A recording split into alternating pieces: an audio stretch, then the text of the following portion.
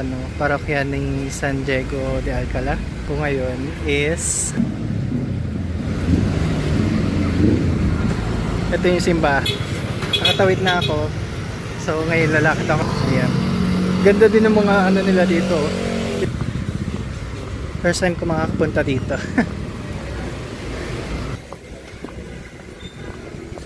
Nga, ito nga. Polo. So ito na yon. Malapit siya sa may tulay. Walk. Yan. Sana pwede makapasok. Ay, feel ko pwede na. Yan. Mga panuntunan. I think. Oh, diba ang ganda?